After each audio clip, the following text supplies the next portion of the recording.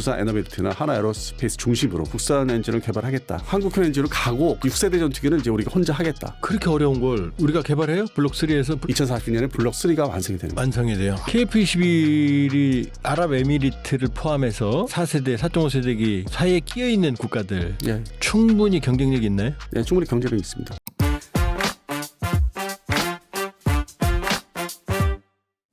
파도 끝이 없는 국뽕 KF-21. 예.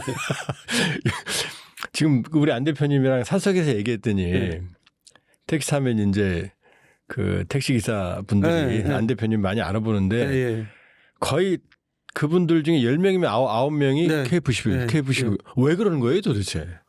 이게 이제 뭐 그분들이 이제 일을 하면서 접할 수 있는 게 수시로 접할 수 있는 게 이게 뭐 노트북이나 컴퓨터 가는 게 아니잖아요. 옛날에 그 온라인 블로그 시절 같이 달리 접근성이 이거 다 되잖아요. 앞에 거치해놓고 사실 위험하지만 하면서 본다든지 아니면 중간에 쉬는 시간에 그렇게 해서 접근성이 높아지고 세대가 이제 밀리터리 매니아 세대가 완전히 그 성향이 바뀌었고 그리고 이 KF-21이라는 게 자부심이라는 게 아주 일반적인 근본적인 자부심이 아주 생겼다.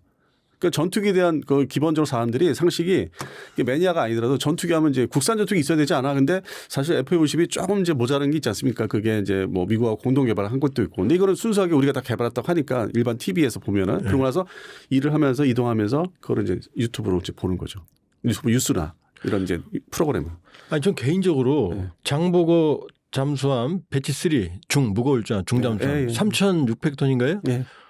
그거 보면 가슴이 정말 뿌듯하거든요. SLBM 탄도 발사관 10개나 거기다가 공기 부료 전 세계 이런 거 만들 수 있는 나라 사실상 거의 없다고 해도 무방하잖아요. 왜냐 미국도 핵추진 잠수함이고 일본 가지고 있는 지금 최신이 오야시오급인가요?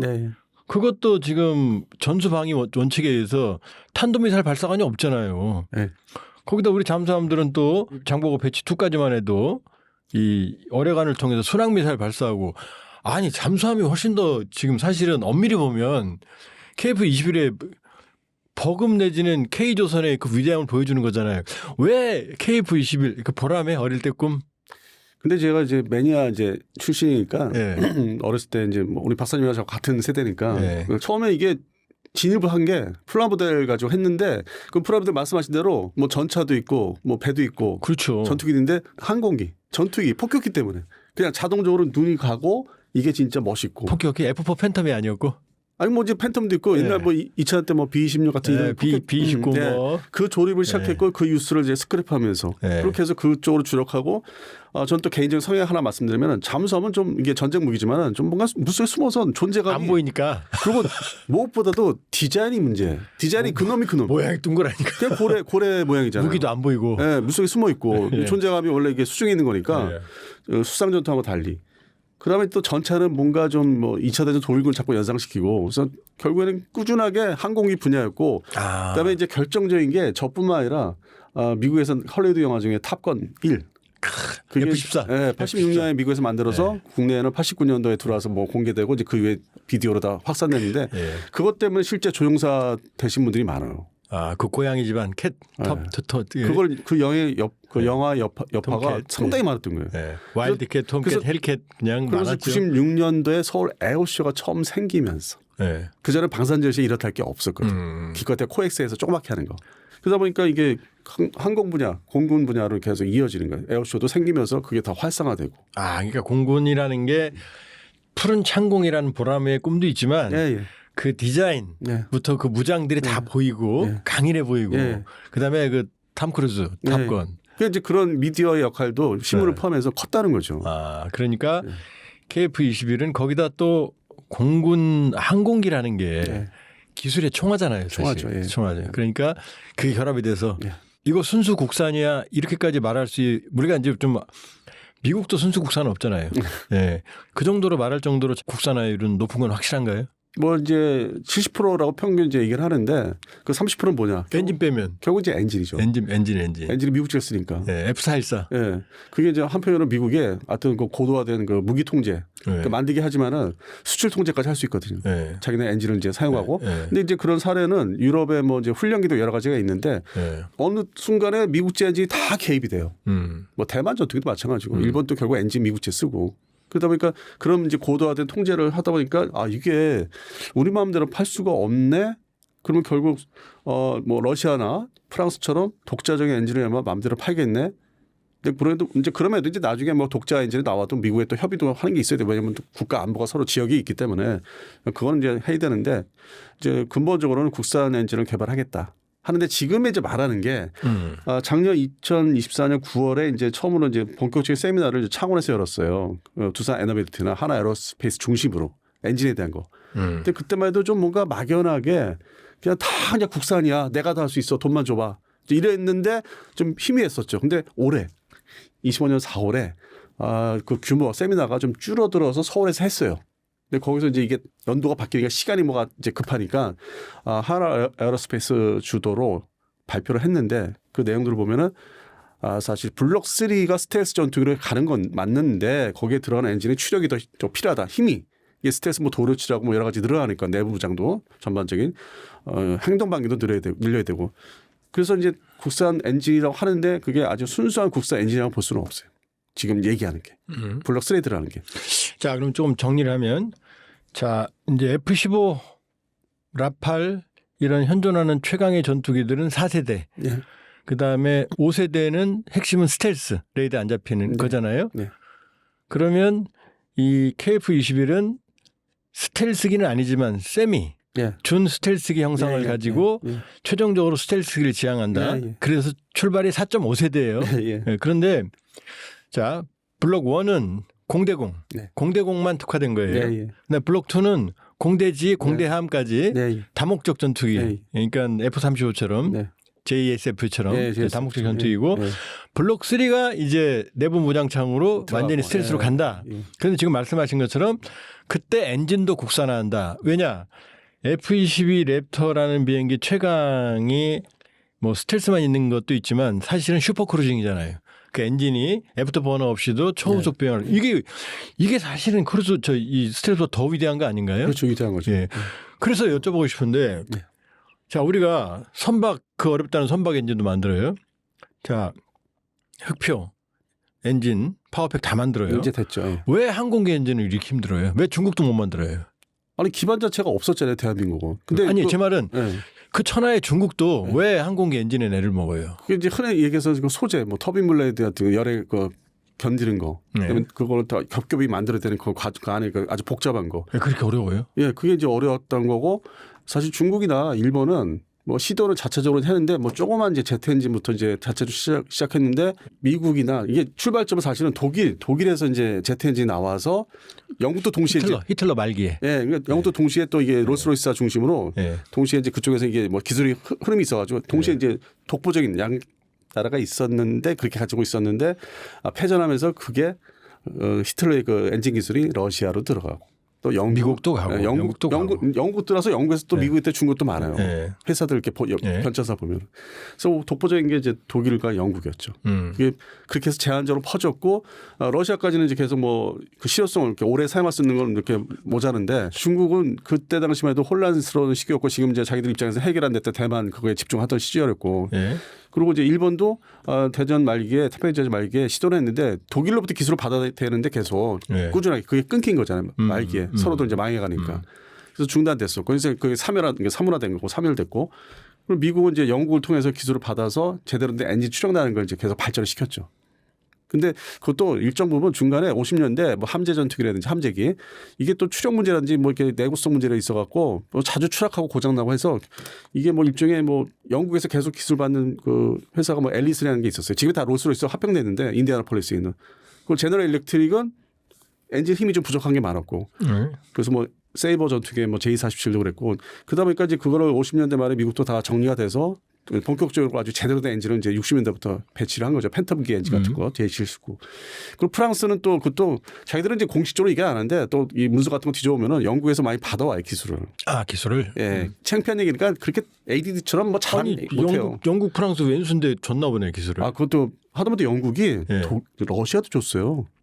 자기 뭐 국회 통해서 뭐 그 당시에 같이 싸운 동맹이라는 식으로 얘기해요. 초기에. 근데 그 사상 자체가 뭐 최근에 뭐 TV에서 나오지만은 공산주의자의 정치인들이 있었기 때문에 거기 다 이렇게 넘겨준 거예요. 합법을 가장해서. 그래서 그런 게 이제 흐름이 있었고 그래서 후발주자예요. 소련은 이제 뭐 같이 동등하게 했는데 중국과 일본은 후발주자였고. 자, 세계 엔진 업체를 좀 봅시다. 미국의 GE, 네. 그다음에 롤스로이스, 네. 영국, 그다음에 프랑스, 네. 그다음에 러시아, 네. 전통 강국. 네. 중국은 아직 따라는 못 가는. 이 맞죠? 네. 중국이 지금 엔진 추력 때문에 함재기도 문제가 좀 있죠. 그러니까 이제 쉽게 말씀드려서 이제 그 수명 연한이 자주 갈아 껴야 되는 거. 그게 이제 소재, 터빈 블레이드 이런 게 열에 강하다 뭐 이런 거 있지 않습니까? 그러면 예. 그게 열에 강하지 않으면 엔진 추력도 더 딸릴 거 아니에요. 뭐 고장나기도 쉽고 추락하기도 쉽죠. 이제 근본적인 이제 그 소재, 그 금속 소재에 대한 기술이 뭐 갑자기 이게 그 방사능 걔들 출발했기 때문에 중간에 전쟁에 신경 쓰다가 그래서 그런 부분이 이제 역사적인 배경이 되고 일본은 또 오랜 기간 그 과학기술에 신경 썼다고 하지만 중간에 이제 패전한 것도 있기 때문에 미국의 통제 아래 이제 50년대 말부터 항공 산업이 다시 부활을 했기 때문에 냉전 그 필요해서 일본 지금 그 면허 생산은 하죠 엔진? 독자 미쓰비시 같은 데서 있고, 예, 하죠. 예. 독자 엔진도 있어요? 예, 그 수송기 엔진이라든지, 예, 그 대잠 초계기.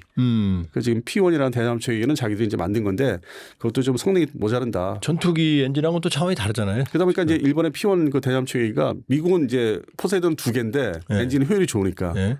4개를 달아요. 아 일본은 그게 이제 효율이 떨어지는 거예요. 여러 가지로 4개를 달아면 안전한 거야. 근데 그것도 최근에 이제 뭐 뉴스에 하면은 좀 문제가 있어서 제대로 가동이 잘 안 되고 있다. 근데 그렇게 어려운 걸 우리가 개발해요? 블록3에서? 블록3 언제 마무리되게 돼 있어요? 개발이. 지금 이제 입안을 행정 처리를 시작을 해서 올해 뭐 말부터 해서 내년에 본격적으로 행정 과정을 거쳐야 되고 네. 그렇게 해서 이제 2032년 그 블록 3로 이제 개발 단계에 들어가면은 그 플랫폼이 그러니까 동시에 진행을 해야 되는데 한 2, 3년 먼저 시작을 해야 돼요 엔진은. 그렇게 해서 같이 이제 완성이 만나는 게 2040년이. 2040년에 블록 3가 완성이 되는 거예요. 완성이 돼요. 아유, 시간 많이 걸리네. 네, 근데 우리는 이제 성급해가지고 바로 뭐 2030년에 블록 3가 나오는 거로 좀 오해할 수 있는데 이제 그런 건 아니고 네. 이것도 새로운 개발이거든요. 그래서 네. 그런 면에서는 시간을 좀 줘야 되고 예산을 좀 잘 줘야 되는.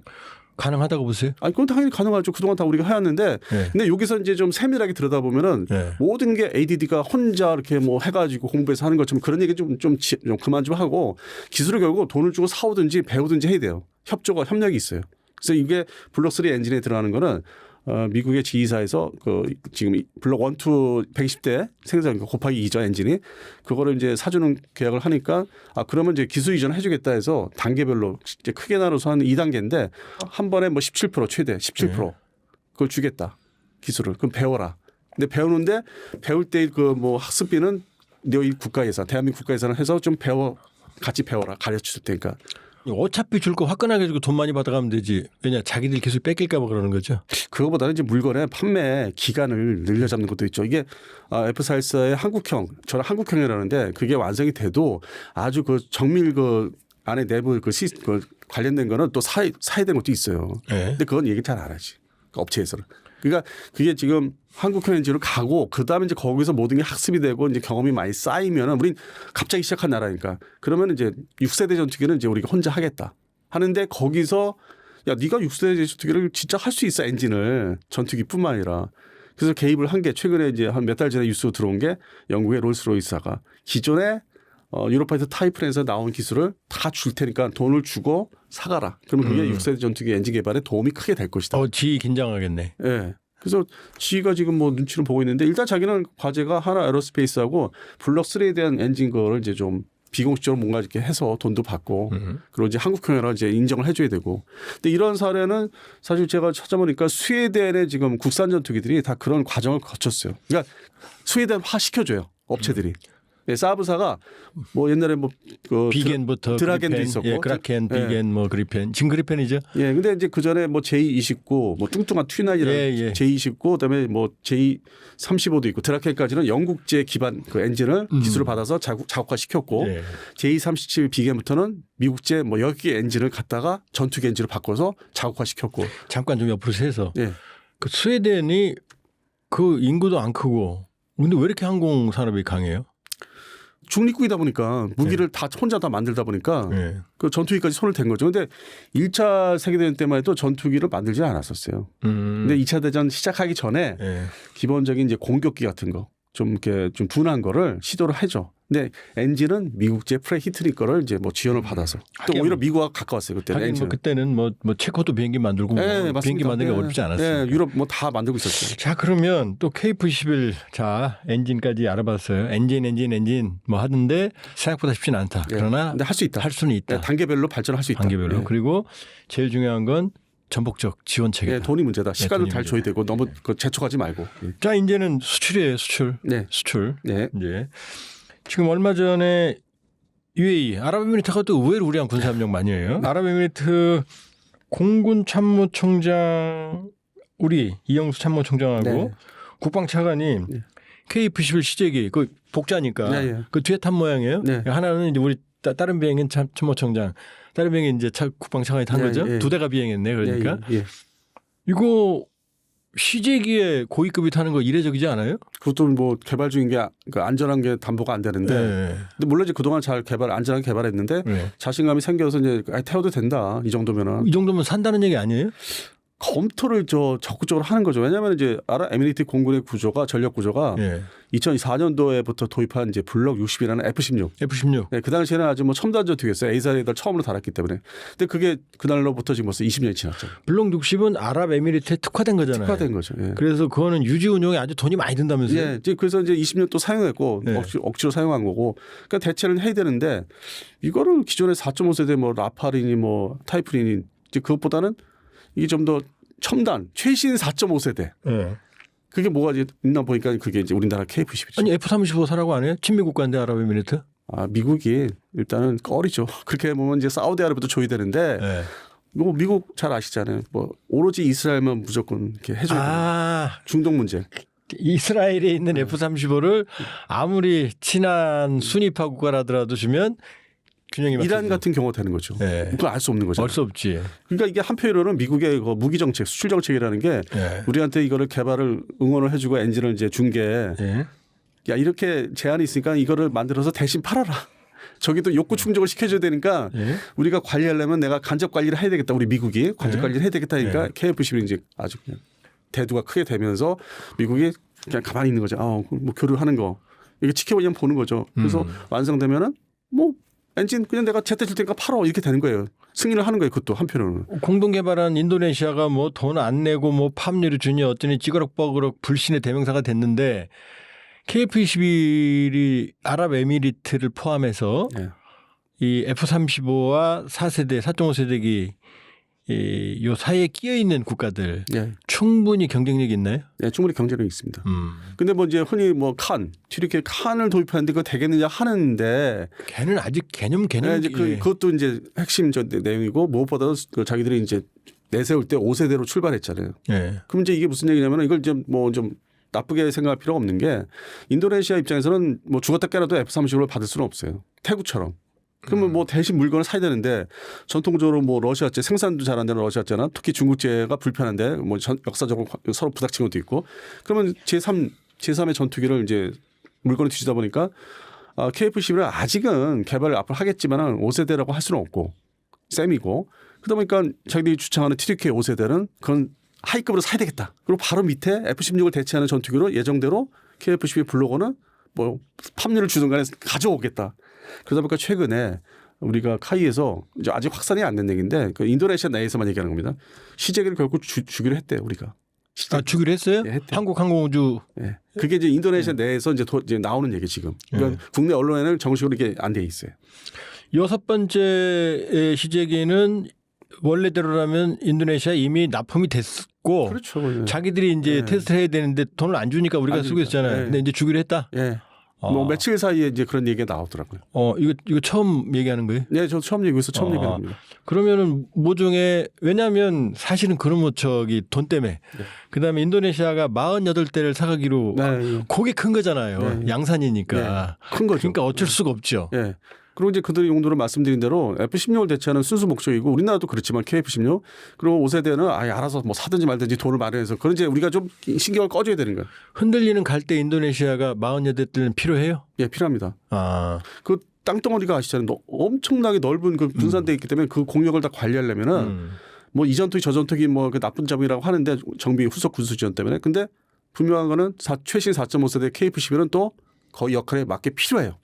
자기들 나름대로. 자, 그러면 이제 KF-21 이제 플랫폼은 아주 좋아요. 예. 근데 이제 무장이잖아요. 예. 이제 겨우 공대공도 우리 자체 공대공 미사일은 2030년대 중반. 네, 중반이다. 지금 이제 BTS죠. 사거리 200km 도입을 해서 되는 거. 장착 실탄을. 예. 자, 그건 이미 이제 장착 체계 통합됐어요. 예.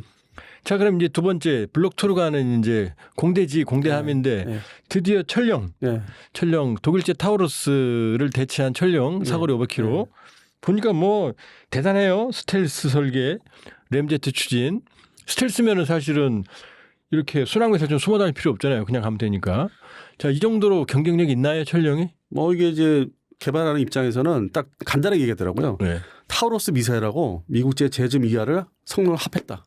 아, 재즈과 타우루스를. 네, 우리가 제즘 이하를 도입을 못했잖아요. 그래서 대신 타우루스를 사게 됐는데 안 줬죠, 안 팔았죠. 네, 치사하게. 일본은 주면서. 일본은 이게 치사해. 그래서 우리 타우루스를 갔는데 그게 아주 잘한 선택이었고 그러다 보니까 이제 국산 미사일로 넘어가는데 타우루스에서 이제 뭐 비공식적으로 뜯어본 것도 있고. 베이스는 타우루스죠. 네? 베이스는 타우루스. 네, 그러니까 이제 기반은 그거죠. 독일제. 네, 외형도 그렇고. 근데 이제 그거를 뭐 암암리 여러 가지 뭐 좀 기술을 이제 모방. 독일이 준 건 아니고.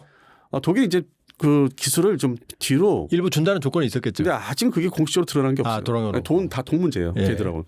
근데 또 어쨌든 모방하게 타우루스를 하면서 미국의 제즘 이하를 이제 또 성능을 든 거예요. 스텔스. 그래서 스텔스 넣어가지고 이거는 이제 고고도 장거리니까 스텔스에다가 장공지. 예. 그러면은 타우루스보다 재즘이 스텔스 기능은 훨씬 탁월한가요? 미국제? 그렇죠. 예. 처음부터 개발을 그렇게 한 거고 타우루스는 좀 외형상 뭔가 좀 약간 부족한 면이 없지 않아 있습니다. 제가 대구 11전비. 네, 11전비. F-15 운용하는 거기 가서 이제 전투 비행사들이 너무 고생을 많이 하더라고요. 그래서 내가 올라가면 꼭 그 여러분들 노고를 치하해 주겠다. 그래서 몇 번 얘기했어요. 11전비 여러분들 고마워하셔야 됩니다. 고마워하는 게 아니죠. 제가 당연히 국민으로서.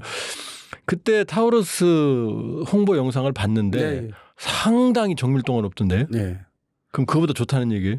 그거보다 더 이제 발전시켜야 되겠죠. 지금 이제 개발 이제 초기 단계니까. 그러면 이제 미티어 됐고 공대공.